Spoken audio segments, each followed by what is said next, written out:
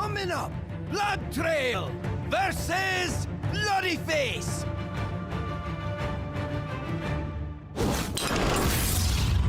The semi-final.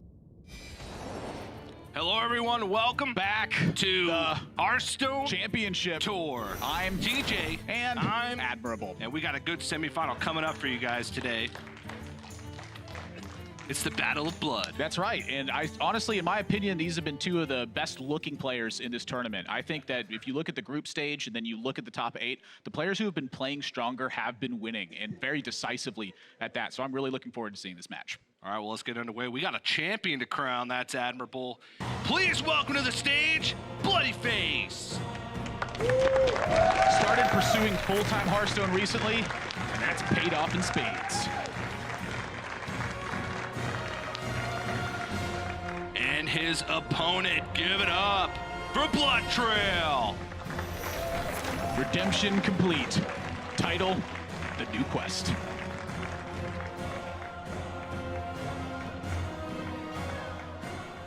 It's the 2018 HCT fall season, and things are booming. From China to South America, from South Korea to Germany, 16 players from 4 regions all over the world have emerged with hopes of seizing the throne and taking the fall championship crown.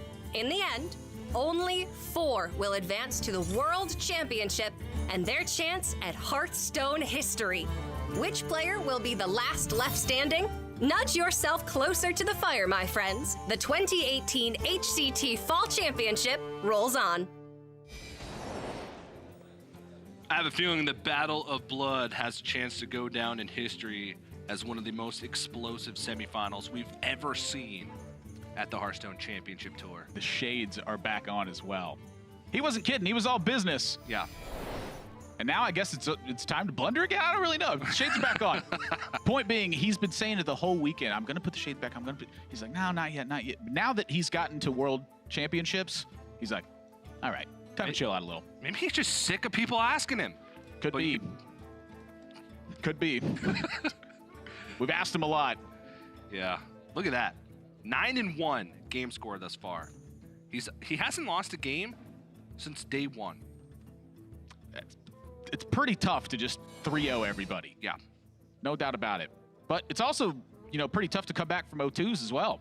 Yeah, that's right. Well, let's take a look at Bloodyface's road to Dakravia, Sinto, and Sai Miao are the 3 players he's defeated, and a lot closer in his, as you had mentioned. Real tough to come back from those 0-2s, as he did in the quarterfinals, to qualify for these semifinals and to the World Championship. So he's proven that he can stay calm under pressure.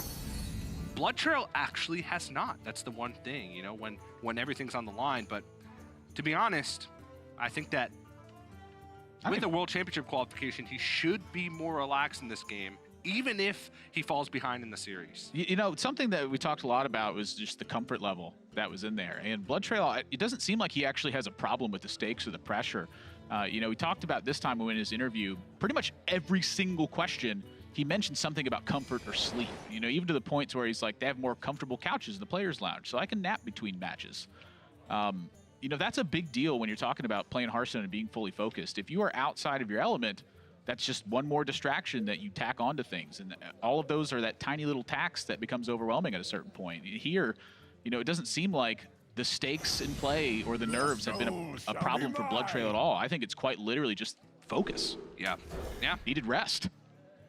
Could be the case, but as you can see, the bans that were on the screen, Odd Rogue's been banned away from Bloodyface, and the Even Warlock has been banned away from Bloodtrail. Yeah, kind of an interesting ban on the Even Warlock. Maybe there's like some like mind game stuff going on here. Well, there's a demonic project in there, so if he assumes an Odd Rogue ban, Malagos could struggle against that. I can see it.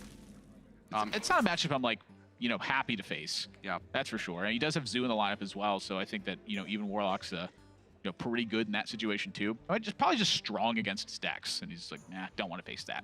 Yeah, could be the case. Could be the case, especially with Sacrificial Pact. Even Warlock, that's a big one against the Zoo Warlock. So if he thinks that Zoo Warlock might be his weak point, then I do agree with that, because that could be the toughest matchup for him to get it through.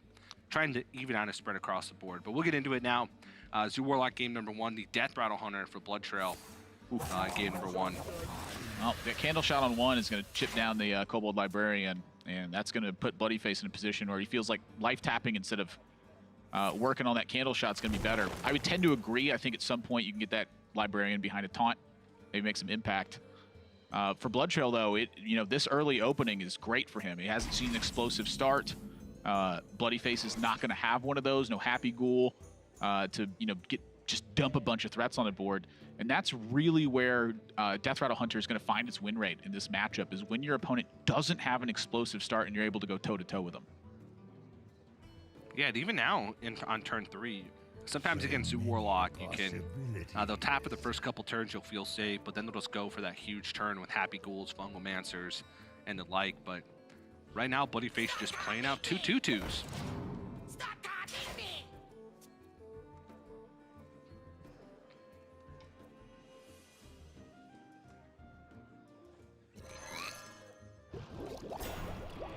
I almost had flashbacks there. Bloodtrail wearing sunglasses, turn 3, Stitch Tracker in his hand. Jeez. Oh, God.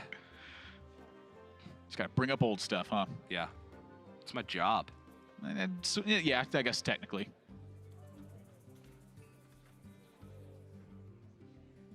I'll tell you what, Bloodyface's deck's not doing its job. No. Where's the Fungomancers at? I wonder. Where's the Keleseth?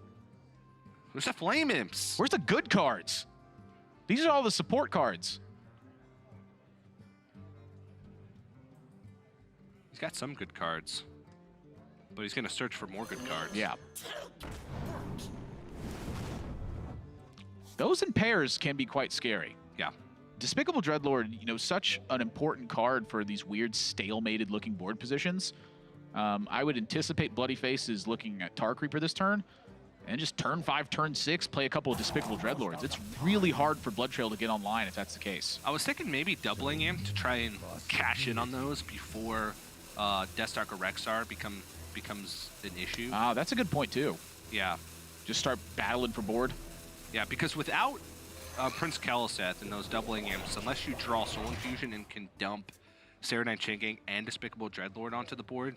Well, say there's still 2 Soul Infusions left in the deck. So yeah. If you pan this out, the way that Bloodyface might be looking at it, he's in for the long game right now. So the pair of Despicable Dreadlords helps him get to that point, and then the 2 Soul Infusions, doubling Imp and Sarnite on the far left. If you eventually end up drawing those, maybe that's the power you need in your draw. Could be. Pair of Dreadlords is just so much scarier than just one of them. Bloodtrail gonna cube up the Tar Creeper. Wow. This is pretty interesting to me. I like this because he understands that defense is the mode by which he wins, but Bloodyface now has drawn a Fungomancer, and honestly, that's probably the reason that Bloodtrail went for this. He's like, if I get Fungomancered, I'm not gonna have any way to stop this. And with kind of a dead early game from Bloodyface, or at least not a very active one, Fungomancer is a very real possibility. Oh, yeah. I mean, that's the #1 card on Bloodtrail's mind for sure. Yeah. So he realizes no use in saving the coin for Deathstalker Rexar if I assume that these minions are going to get buffed up anyway. He's not going to kill my cube. He can't silence it. So next turn I can just go Terrascale Stalker, try and mop up the board with these Tar Creepers that are going to come out from it, and then follow that up with Deathstalker Rexar. Well, if he's thinking that Bloodyface is not going to kill his cube, I very much disagree with that. I think in Bloodyface's position, you look at this board and you go, I can't win if I don't kill this cube. If this gets Death Rattle activated, I'm just done. That's actually a really good point. And that's probably the first time I've ever heard you not want to push 10 damage. I know. And honestly, like, it's really weird, unintuitive play to be making. But if Bloodtrail's willing to cube his own Tar Creeper, there's got to be a strong reason why. So I think that not killing this cube punishes Bloodyface so badly that I don't think he's getting back in this game. I think that's kill the cube with your 3 2/2 and 2/1 minions and crap, and then you play that Despicable Dreadlord and you start working on those Tar Creepers with it. It could also go the other way too. The same point that you made, where Bloodyface may think that he can't win if he doesn't kill the cube. It could be the other way. He may think that he can't win if he puts all that damage into the cube and the Tar Creepers. It's a very difficult decision to make because you're just not just looking at that one turn. You're looking at like the next 4 or 5 turns of the game. And having to visualize that many different things you're not going to be able to do it perfectly. So that's where the experience really matters. It's situations like these that players really practice for. But I would venture to say that Bloodyface has maybe encountered that one time in practice, and perhaps never. I personally have never seen someone cube a Tar Creeper, but I have the liberty of looking at both hands, and I have the liberty of seeing what they're trying to do based on what their opponents are doing. It's easier for me to look at that and say, oh, you might need to kill that cube. For Bloodyface, it's almost impossible to make that call. Probably thinks to himself, nah, just don't beat a Death Rattle activator. Go ahead. Yep. And that is the juiciest Deathstalker Rexar I've ever seen. And again, it's that situation, Bloodyface has to think, do I win ever if he has Deathstalker Rexar?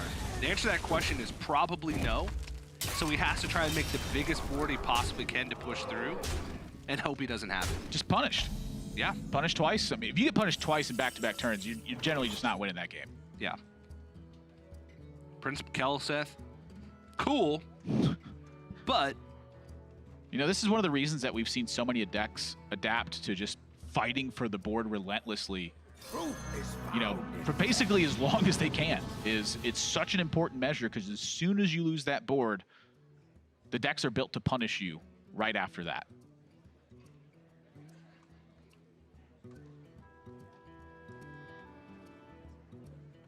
I guess one benefit of this for Bloodyface, actually, it's not even a benefit. He's done. Yeah, I was going to say, the Tar Creeper's only attack for 1. So he does have some life to work with. He's got 2 more Tar Creepers in the cube. But they do attack for 1. You done so. It happens. Zoo Warlock continued to struggle. So many possibilities. In Bloodyface's match versus Tsai Mao in the quarterfinals, actually, there was 4 Zoo Warlock losses in that game. Technically 5? Because Tsai Mao lost with Zoo Warlock again in the last game. I think every single loss in that series was Zoo Warlock. Yep. Bloodyface went down 0-2, won the mirror, and then Tsai Mao lost the last 2 games with Zoo. That's been kind of the story of the past 3 days. It's just been, if you have a Zoo in your lineup, you better hope you get one through. You better hope you go Flame him Kellis at least one of those 3 games. Shall not be tamed.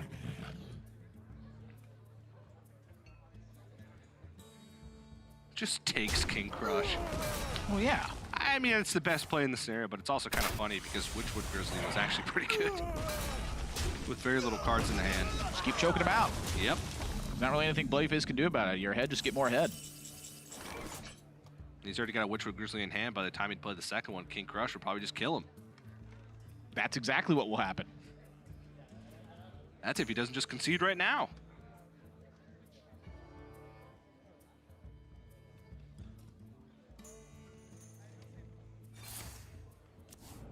Make a 4/5, kill a Tar Creeper, give your opponent 2 more Tar Creepers.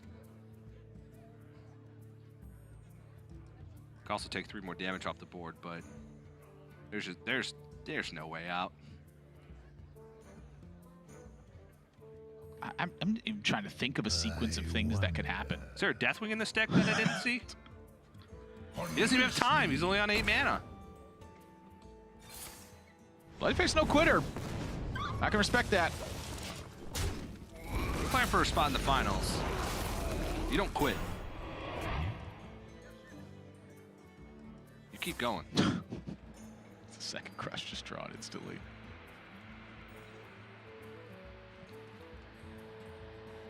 How can there be 2 King Crushes in the world?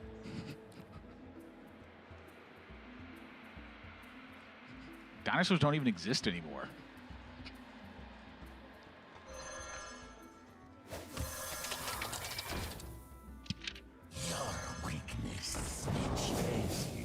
I don't know what to say. There's not really much to talk about. He's just watch him get beat up.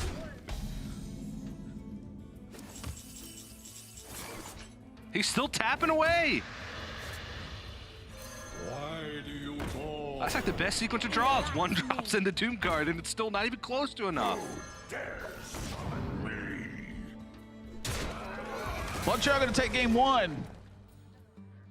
And Death Rattle Hunter, I think a pretty key one to get out of the way because Bloodyface's lineup is quite aggressive, and that's typically what you can see Hunter struggling to. That being said, Bloodyface's Rogue was banned away, so I think one of the tougher matchups there is gone as well. You know, but Bloodyface's Hunter deck is the Secret Hunter deck. Yeah. And I talked a lot about how much I liked the way he had built it, just running one of each of the traps across a spread of 6 of them instead of, you know, stacking on. So if he plays Subject 9, he never has those weird dead draws again throughout the game. You know, the aggressive builds of Hunter, I think, took quite a while to land on one that was, you know, really proper. Yeah. Just in that game, Bloodyface got beat. If he doesn't kill that cube, he's just not going to win. If he kills that cube, it's really tough to win. And so that's one of those calls to make where it's like both of them feel bad. You don't quite know what to do. So you push damage and hope they just don't have it. Yeah. And that's like the simple conclusion to make. That was his best course of action to take, but unfortunately the deck that we're both worried about over the course of the series is Warlock, not able to take a victory, but still a few more chances for Bloodyface. He was down 0-2 in the quarterfinals and managed to pull it out, but we'll find out if he can do just that again right after this.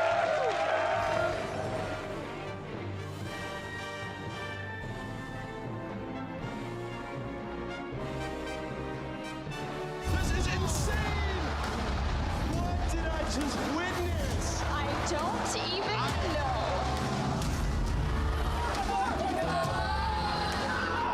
Fnatic has done it! Dignitas is far too much for 10 minutes as they rip this core apart. Leyline is in play and Boing is down the triple kill as the Zealots march towards the core.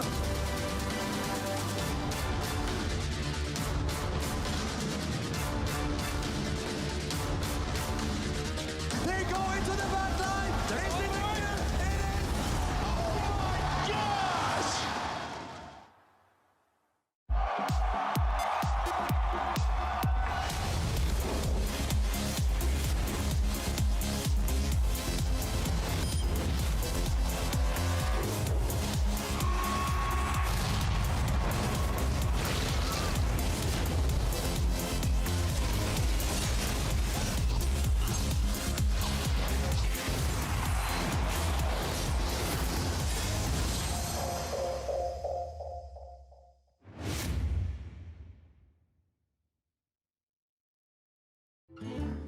DJ, now it's time for the well-played moment. No! It's my time to shine. It's your man. time to shine. I And don't think now it's time. Hold on 1 second. Okay, now it's time for the well-played moment. Before I get into the well-played moment, I just want to say that now it's time for the well-played moment. The well-played moment is Bloodyface versus Tincho. Opening match, or the initial match rather, of the top 8. If you win this match, you have to win only one more to go to the Fall Championships. It's Quest Rogue versus Secret Hunter. What Bloodyface has as opening hand is the Quest. Obviously, don't mulligan that ever. 100% keep every time. Bloodyface does something very interesting. Instead of playing Quest on turn 1, he plays the Glacial Shard to challenge a potential Secret Keeper or a potential 2-mana drop like a Crackling Razor Maul that could stack on itself. So instead of being reactive, he is proactive. On turn 2, he daggers up in case his opponent has a good turn 3. And then from that point on, you can just see how his advantages keep stacking. A good display of kind of manipulating his opponent's game plan. Yes. He forced Tincho into one way to play. Such brilliant play, and reading what your opponent can do and knowing what their win conditions are in the matchup is a tough skill to have, and one that Bloodyface not only showed in this matchup, but across many of the matchups he played. This was just the one that we chose because I thought this was the simplest, cleanest, but most well-played moment of the Americas playoffs. Do you know the stat on how many number of turns it's held on average? It's 0.03. It is played turn 1 so often that it doesn't even come up on a significant number of radar how often it's not played on turn 1. But the fact that he's able to find a one-game corner case scenario based on the way his opening hand was and the position the Quest Rogue was in against Secret Hunter, to not play Quest until turn 4, that is really cool in it itself.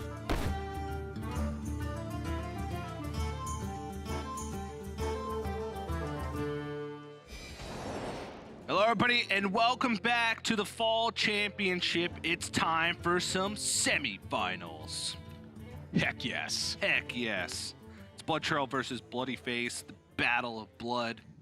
And we actually had a chance to sit down with Bloodtrail and ask him exactly how he felt about this matchup specifically. Let's take a look. 在血路之战 ，Bloodtrail 和 Bloodyface 只能留下一个，留下的即将会是我，是时候终结这一切了。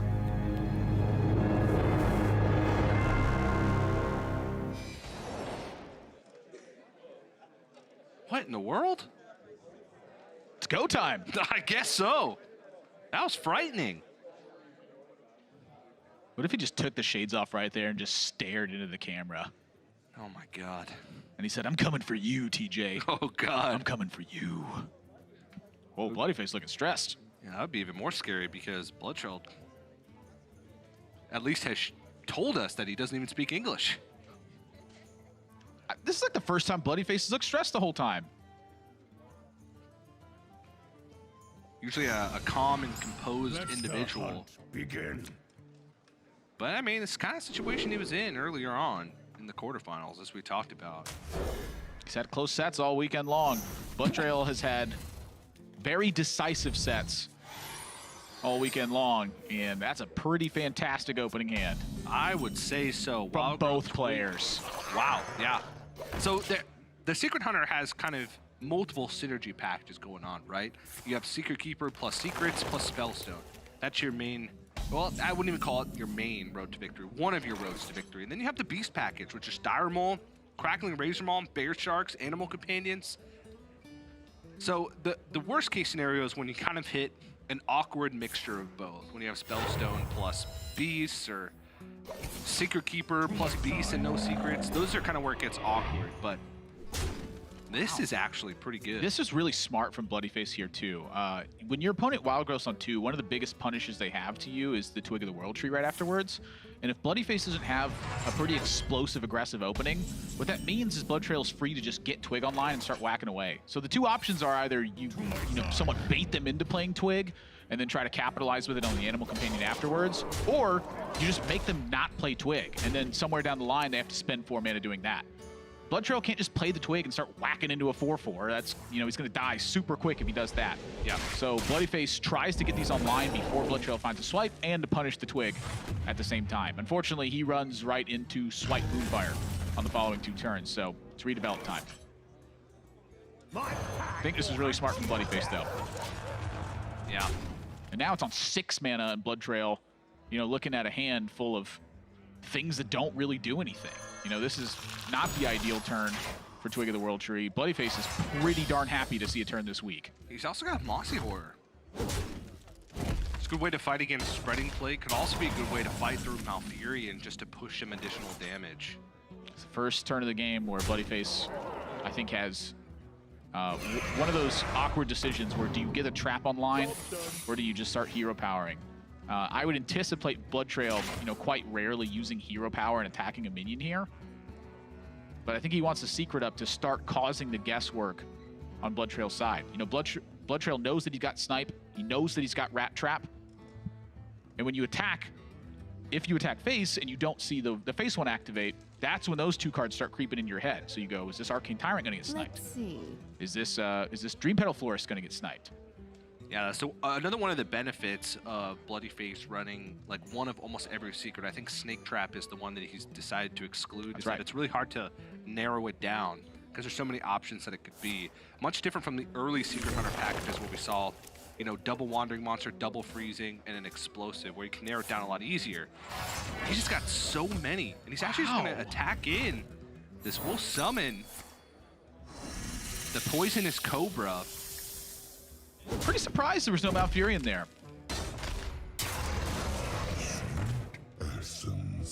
Maybe he understands that a blowout from Mossy Horror is a definite possibility. That would be the reason that you don't play Malfurion for sure. Because there's no Spreading Plague in hand, he doesn't have a way to kind of follow that up and bait out the Mossy Horror, then Spreading Plague afterwards. It's also just, if you can get the Cobra out of the way once you're done with the attacks, like maybe Malfurion's a little bit more powerful then. Yeah. It just feels like this was a bit of a risk, considering something like Houndmaster. That would have been just a major punish in this spot.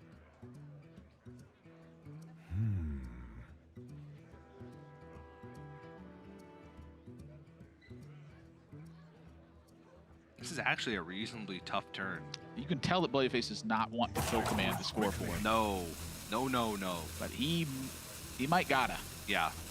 Kill command the 4/4 feels bad, but honestly, protecting your board in this situation may be the one way that you win. But it looks like he is going to hero power. Just try and push that damage and hope that this kill command is enough to finish the game. It feels like he's also hoping that Bloodtrail may just pay this off as a secret that benefits him in this situation, but there's just no way. Like Bloodtrail, it took so long in the turn, and Bloodtrail, his hand is demanding right now that he actually take action in this spot. And now Bloodtrail makes that trade for him anyway. I think he might have just had the hard read and now it's freezing trap when in fact it wasn't. And his armor gain is limited to, well, I guess he has the branching paths. It was, and he's got Malfurion. Yeah, he's got Malfurion too. Malfurion could be punished by Mossy Horde, but branching path is gaining 12. The big story for me is that Bloodtrail doesn't really have any card draw, and Alex Straza is really his big card right now. So it's not looking like he has a huge payoff anytime soon. You know, has the Spellstone to deal with the Shaw. And so Bloodyface is on a draw for a big card here. Subject 9 would be big. Deathstalker Rexar. Summon Wolves, not so much. But it may just be his only option. I think it is his only option. 2 3/3s is still 2 3/3s, but I think that was the turn that Bloodyface needed to have something big. It wasn't there, and I fear he's going to start falling behind now.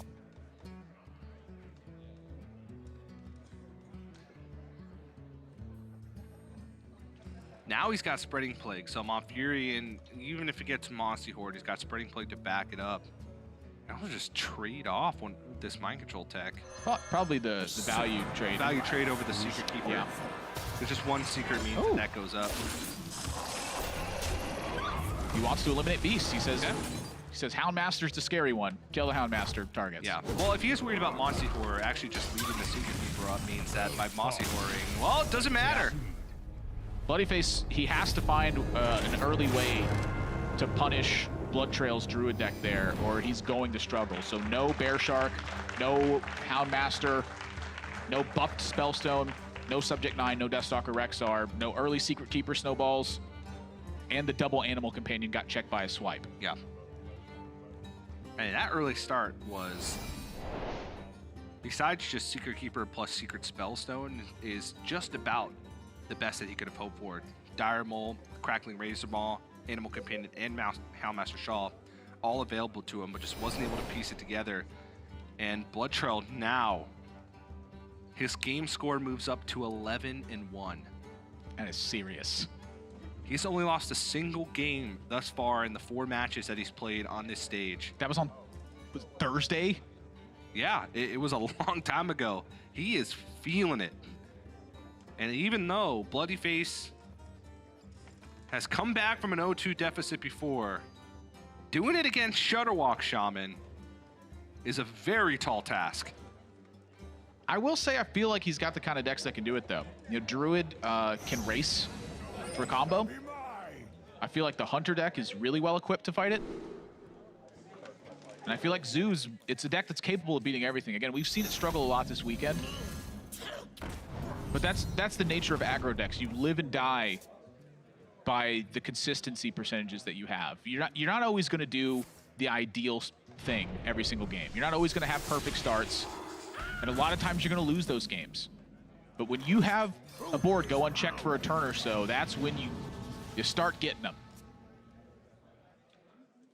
If Bloodyface can't do it with this Zoo hand, I don't know if I can think of a Zoo hand that can do it. The Happy Ghoul ones. It's kind of an awkward turn. Yeah, the Flame Imp into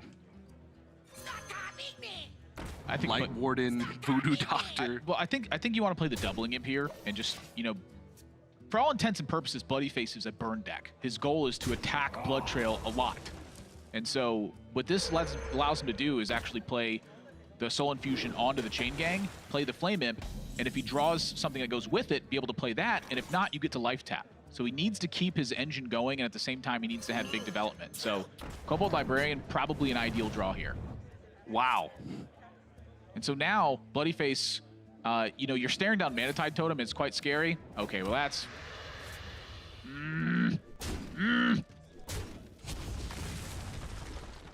The problem is his board's on 2 health, right? So Lightning Storm is a very scary card if he's not trading off the board. So But maybe he's thinking if he Lightning Storms, next turn he follows that up with the buff Serenite Chain Gang and then hides a Flamement behind it versus a 3-1 on board going into Bloodtrail's overloaded turn. I think that's the highest likelihood that he sticks 2 minions for Fungalmancer. right, and so the trade there makes sense because he's playing for that specific situation to occur. Typically, I don't like the trades in this deck, but when your board is guaranteed weak to Lightning Storm, it's probably not worth the risk. Yeah. And that's really, I think, the difference between the trades in those situations and not. You know, Bloodyface just recognized it very quickly.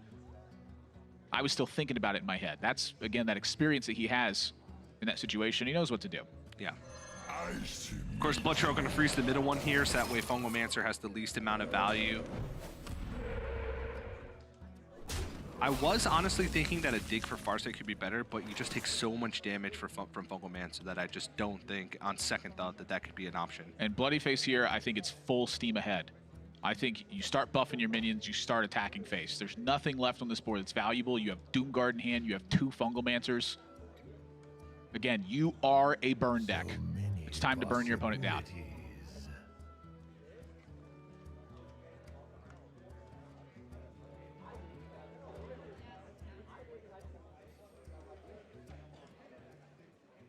Is Volcano ever a consideration for going all in on board like that? I think, of course it is. You know, so the consideration is, do you play the Void Walker or not? But you have Happy Ghoul in hand, you have another Fungalmancer. Like, in my opinion, it's like one of these situations where your opponents use the Lightning Storm, they've been quickly playing their stuff. If they don't have Volcano here, the game has ended. And if they do have Volcano, you get a turn to reload.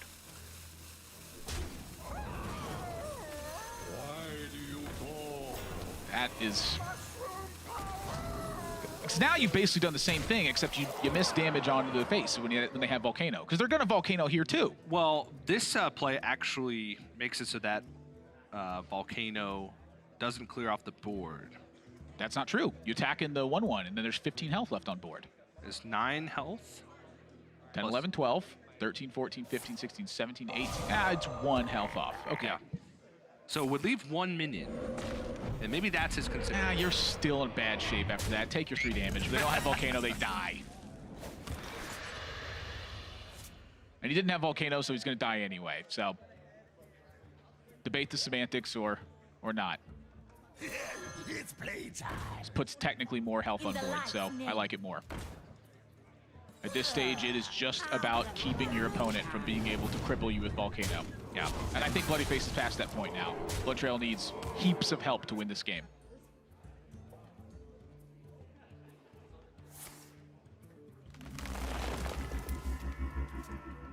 Mind control tag. That's Zero part of that cost. heaps. He was hoping for one of those big taunts. Oh my. Oh geez. Well, that's just game with the Doomguard in hand. Yeah. And the Fungal Chainer, because Big that's going one. to heal up a lot of minions. Well, the deck that had the biggest question mark for us then is past the hump, and Bloodyface now brought this 2 games to 1. Bloodtrail has had decisive sets all weekend long. This is the first game he's lost since his first day of play in this tournament. Bloodyface just came off of an 0-2 deficit to win the set 3 games to 2. So if we get to that game 5,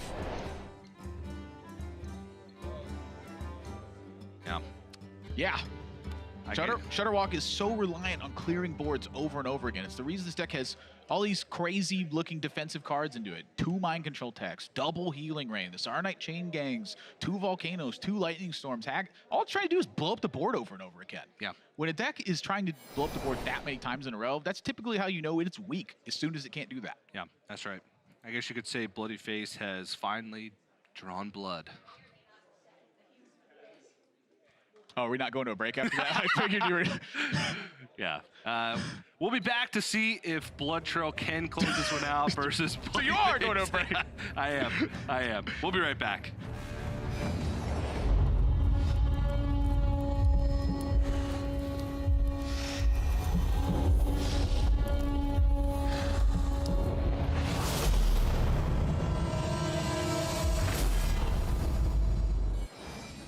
Bloodtrail currently leads the series 2-1 against Bloodyface. Both players have already qualified for the World Championships, but now they're looking to book their spot in the finals with the chance at being the fall champion still on the line. Before we get back into that, however, we do have a live audience in the arena for the last couple days of the event, and that's really exciting. How you guys doing today?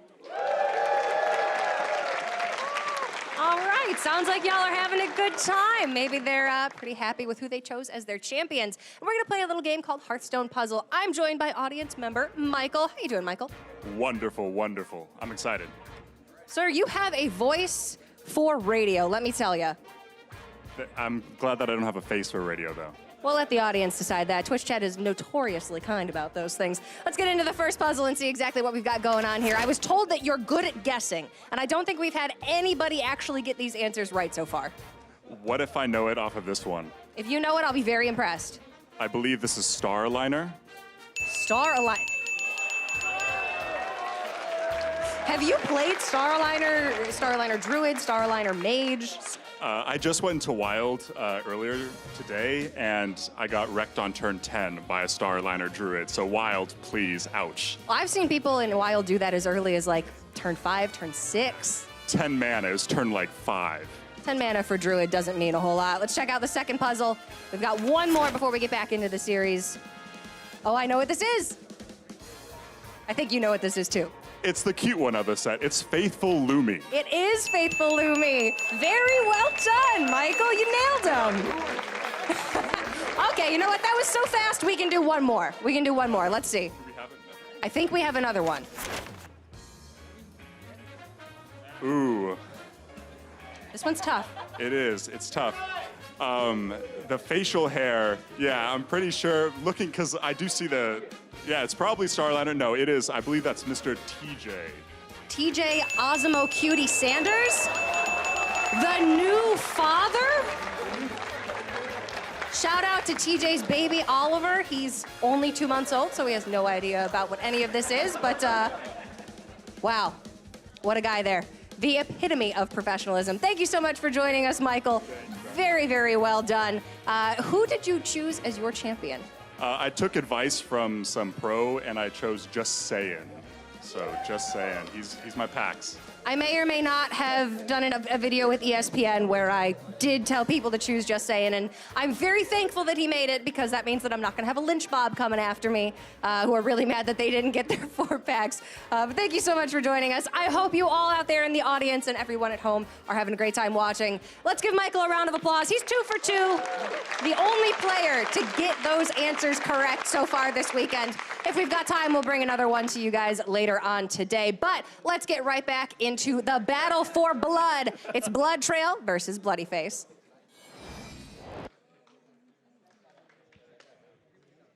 Welcome back to the Hearthstone Championship Tour. TJ was still in pose in case we came back to the 2-shot. I encouraged him to do it, so it's technically my fault. It's Hearthstone time. Woo!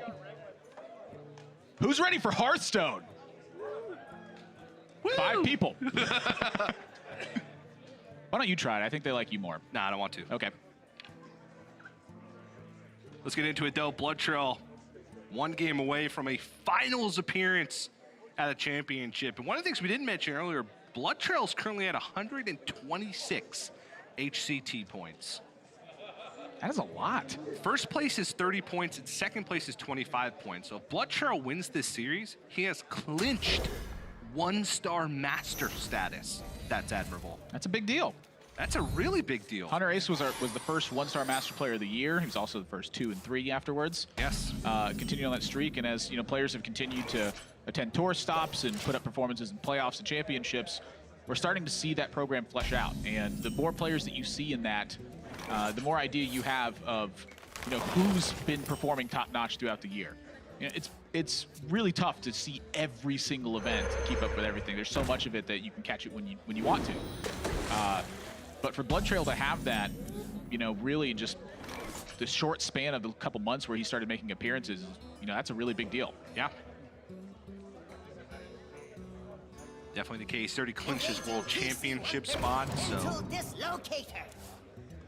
potentially him qualifying could open up opportunities for other players. But currently Bloodyface hits the wild growth, but doesn't hit anything to back this up. Has to just play out mind control tech. Yeah, this is a matchup, you know, mind control tech is pretty much just a 3-3. But Bloodyface has drawn now just about every heavy card in the deck. There is a Lich King and a Dream Petal Florist that are left, and he's going to be looking for the big stuff afterwards.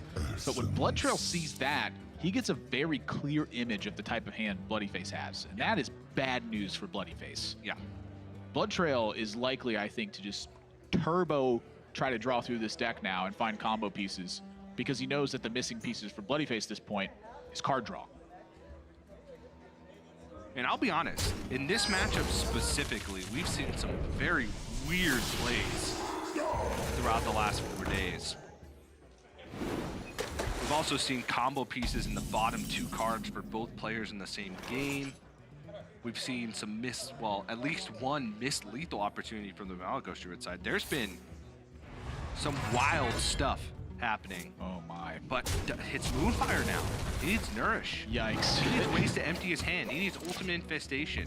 Because now with all these heavy cards in his hand, even if he draws card draw, what does he have to make space? Well, that Sarnet is actually, I think, quite important for Bloodtrail, because Bloodyface was about to go into Malfurion this turn, and actually, I imagine, you know, into coin Alexstrasza after that, and just try to get something done afterwards. You know, his hand is just nothing but big stuff, so he's really on the back foot where development is concerned. And if that's the case, you got to just start using your threats at that point. Yeah. You know, your hope is that your opponent can't check them properly and that you can maybe run away with it. Yeah. And here's the thing about this matchup, too. Bloodyface can gain a significant amount of health over the course of the game, but Bloodtrail cannot. Well, he can't gain armor. He has healing rains.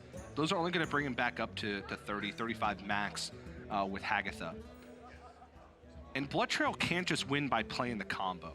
He can't just win by playing one Shudderwalk that goes infinite and saying, okay, I'm done. My work here is done.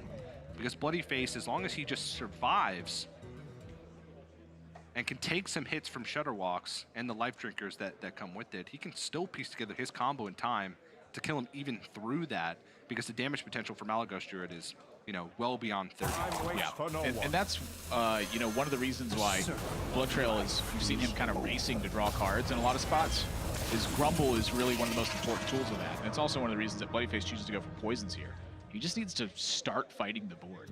At no stage is he really worried about taking too much damage or what have you, because Bloodtrail getting a 1-cost Shudderwalk back into hand is one of the key mechanisms. Without that, he's doing a much more limited amount of damage per turn. It's that 1-cost Shudderwalk that starts that giant chain where you can hit your opponent, you know, for 60 points of damage in a single turn.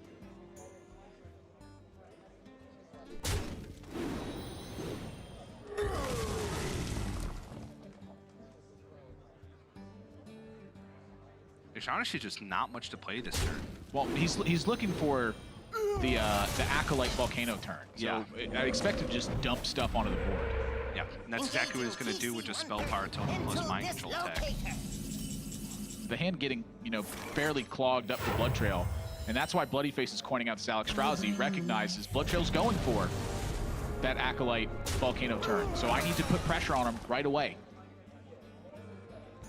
And actually, no Healing Rain picked up could end up being a big deal. He has Hagatha, but that takes up essentially an entire turn.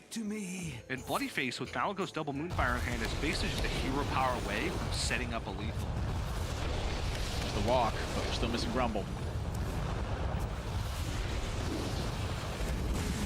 Life Trigger does give him a little bit more buffer room. Now, in this spot, I want to see Bloodyface slam that Malagos and sling those Moonfires. That's going to set Bloodtrail to 3 with an Ultimate Infestation and a 4-cost Malagos in your hand. This is great aggressive play from Bloodyface. He's threatening lethal on 2 angles, both with the hero power and with Ultimate Infestation. Yeah. He is not going to use another minion until it's that flooped Malagos. He's going to ultimate infestation here and look for more burn. Bloodtrail's in trouble. And Bloodtrail has to have basically exactly Healing Rain Hex. And he doesn't have that. And he doesn't have that. He can't even Life Drinker Hex. He can't Hagatha because he's overloaded as well. So Bloodyface, it seemed like ahead of time, recognized that Bloodtrail was going for the Acolyte Volcano turn, and then on 7 mana, it requires that exact 2-card combination to get it done. And so with, you know, a fairly weak hand, I would say, Bloodtrail was able to seize that match quite decisively on the back of Bloodtrail having, or Bloodyface was able to seize the game on the back of Bloodtrail having a fairly weak hand in that game. There's 2 Bloods in the match. What do you want me to do? Yeah, and another big win, and Bloodyface once again finds himself in a situation. Down 0-2, brings it to a game number 5. You said earlier on stage, you just have to focus on playing the best you can, taking it one game at a time, and now it comes down to Shudderwalk versus the Secret Hunter. And as we saw during playoffs, Secret Hunter can just beat itself. We saw it earlier this series, it felt like. Yeah, it did have a good draw, but at the end of the day, it just doesn't have the card draw without Subject 9. It doesn't have the longevity without Deathstalker Rexar. And those key tools, if your early game doesn't pan out, you need those things to be able to win games in a lot of scenarios. Got 2 minions killed early. Burn, yeah. I mean, all that happened in Druid game really is that he got 2 early minions killed. That was basically it. Yeah, that was enough to make him stumble the rest of the game. All right, it's time. Game number 5. Who's going to be moving on to the finals? Will it be Bloodtrail? Will it be Bloodyface?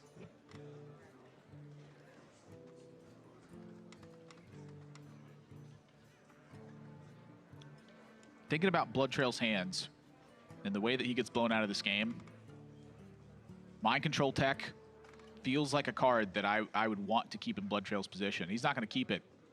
He's going to find another one. You know, one of the scary things I can think about is your opponent just opening up into a Spellstone. But you got to check the early stuff too. Your opponent's going to sometimes come out with Direbowl and Crackling Razor Bomb. Sometimes they're going to have Animal Companion, Eaglehorn Bow, or Flanking Strike. What range of cards best handles the most scenarios you will encounter? Which is tough because, as we've mentioned many times, the Secret Hunter has a lot of angles of attack.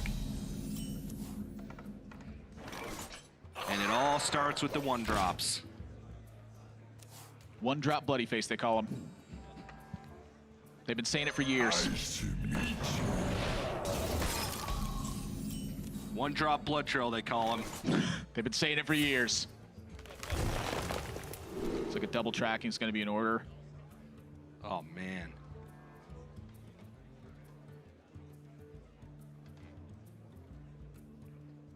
Kill command can sometimes be pretty crucial for winning games.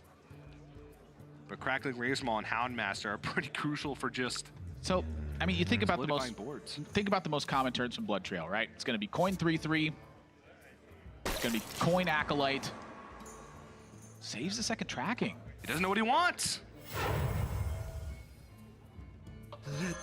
This is a really important Animal Companion for Bloodyface this turn. It's not the one I was thinking of, but honestly, it'll probably get the job done.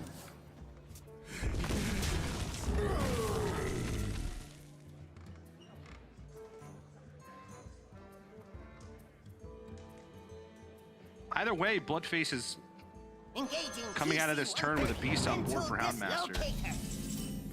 Looks like Flanking Strike's probably in order in this spot, though. I was thinking Earthshock would come down in that situation to kill off the Huffer, but I can see where he's going with this one.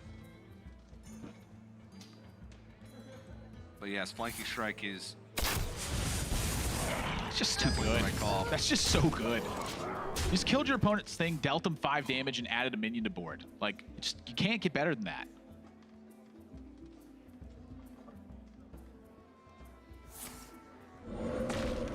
Bloodtrail going to slow it down now. Wants to hang on to the ooze for Eaglehorn Bow. Knows the Earthshock will cut to the damage as well. And it looks like he's working towards that Electra Healing Rain turn, whenever that's going to come up. And Bloodyface, opportunity to capitalize here. Yeah. Interesting to know Bloodtrail held on to Lightning Storm despite it plus Earthshock being a full clear, just because I don't think he has a strong read of what the hand is from Bloodyface, and if he Lightning Storms now, and then Bloodyface has reload, especially since he's just holding onto the card that he tracked, which is the Houndmaster. He just feels like he can't afford to Lightning Storm in this case, especially since he has the buffer of Electra healing rain, or if he absolutely needs it, Electra plus his Lightning Storm. Bloodyface gonna go big here. Outside of the range of Lightning Storm, but not outside of the range of Volcano. But I don't think you can worry about Volcano. I think it's gonna hurt regardless of when that comes. Full steam ahead. Drawful Bloodtrail, Serenite Chain Gang. That's gonna cut into that damage. I think an Eagle Horn Bow would be a great draw for Bloodyface. Houndmaster Shaw's looking pretty good too. Houndmaster Shaw's looking fantastic because this Crackling Razor Maul can just go in to one of these Serenite Chain Gangs. So this is also a key decision point. You got to recognize how much health there's going to be on board and then decide, is +3 health going to be enough to stop a Volcano? If not, then you probably go for Living Spores. Just have something on board when that big clear comes down. That extra 2 damage is a compounding issue that Bloodtrail still has to answer afterwards. So I think I like the spores here. You know, his board's going to take 4 damage in this spot, and you're going to push face. Take the spores, push more damage. There's the Healing Totem on board, which can't be killed off, so it's just kind of a 2 health buffer from Volcano. So with +3 health, he'd have...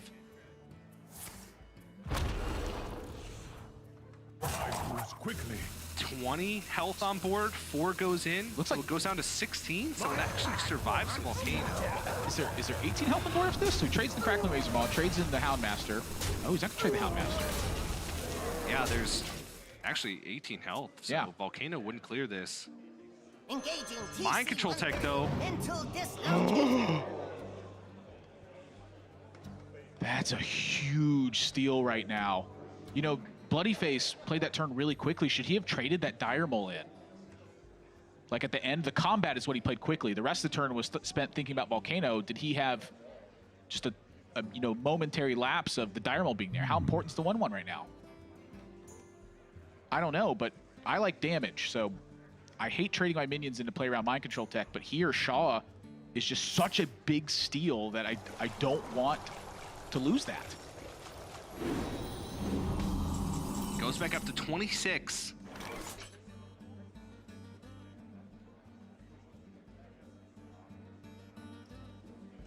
Well, that's the reload.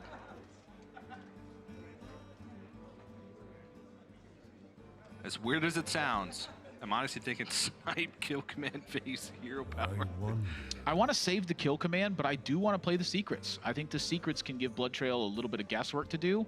And I think that pushing the damage on board right now is a lot more important than clearing Shaw.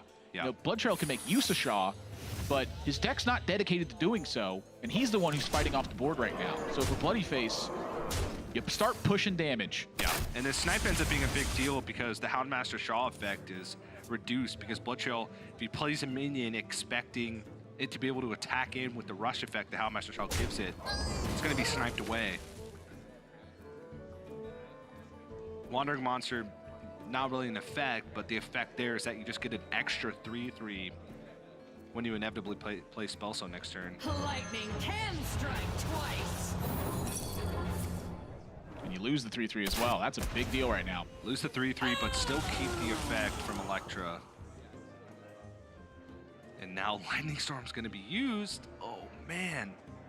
And this is exactly what Bloodyface is hoping for, that the snipe would discourage Bloodtrail from just being able to trade straight up on board because the damage was pushed. So now he's overloaded big time, and Bloodyface is going into 4 wolves in a turn, and Bloodtrail knows he can't attack face here either. And for Bloodyface, it's keep chipping away with his hero power. Yep. Deviation, or is he adding to it? Just adding to it. Yeah. I was thinking maybe holding on to the Animal Companion, fitting in the hero power, so that way if he does find a way to remove your board, then you have the Beast activator for the kill command. Oh my. Wow. He can't hero power He's just Lightning got to Storm, go so he's for got it, to though. rip it. He's just got This to is rip big. it. Only 1 wolf dies in the process. And that's it. Bloodyface has lethal. taking down Bloodtrail and moving on to the finals. Second reverse sweep in a row for Bloodyface. Handing Bloodtrail his first match loss of the tournament and quadrupling the amount of game losses he's had in the tournament. That is crazy. But, you know, that's the timing of the pressure that Bloodyface was applying in this one, recognizing that, you know what? Bloodtrail's deck is not equipped to take advantage of Shaw. This was a big take for him, but I have the tools to offset this. I have the pressure to offset this, and the patience on that first tracking to not use it on turn 2 helped him develop the information that was necessary. So he found the kill command off the second one and knew what his game plan was. And Bloodyface, our first finalist, will wait to see who he's going to play against. It's going to be the winner between Just Saying and Language Hacker. We're guaranteed an All-America's final, as it should be. But right now, Cora is standing by on stage. TJ may or may not be a little bit biased, but there is one man who is even happier right now, and that is Bloodyface, who is going to the finals. Did you ever imagine that you would be standing here moving on to the finals when you got here like 5 or 6 days ago? Yes, actually. I felt like if I got out of my groups, I feel like I'm pretty favored against a lot of the lineups. So, you know, I feel like I got the hard part out of the way. I love it. Good for you, man. That's the kind of confidence that I want to see from you players when you get to this point and you put in so much time and so much effort. Like, have that confidence in yourself. That's awesome. But going into this series in particular, Bloodtrail, kind of an enigma. You know, he's kind of a quiet dude. He was here last season, and this season has put on a much better performance. What were your thoughts going into that series? Well, I mean, lineups-wise, I think I was slightly favored. I didn't really expect him to make any mistakes. So, you know, just play the cards out. Whatever happens, happens, you know. Just happy to be at the top 4, to be honest. But, you know, I still really want to win. Yeah, I mean, getting that title of fall champion, nice chunk of change as well, doesn't hurt. But going into the finals, you're going to be playing against either Just Saying or Language Hacker. Do you have a preference? I mean, if we're following the script, I lose to Saying in the finals, right? Sintalal would approve of what you just said. And I think he's in the audience right now. So, yeah, there he is. Standing thumbs up. Final question. I want to talk a little bit about your Secret Hunter, because most of the hunters in the tournament are Death Rattle Hunter, but you chose to take a different approach to that archetype. Why'd you bring Secret Hunter? Well, I thought Ty's and RDU lineup from China versus EU was like really good, and I think Tempo Mage has been starting to catch on. Tempo Mage is really strong against a lot of these anti-control lineups, and it almost always gets banned. But against aggro lineups, it's like one of the weakest decks, and Secret Hunter is one of those decks that can capitalize on that matchup. Also, since I knew I wanted to bring Zoo and Odd Rogue and Mally, and you know I already kind of have a soft target against Quest Rogue, so I thought I might as well bring a 4th aggro deck.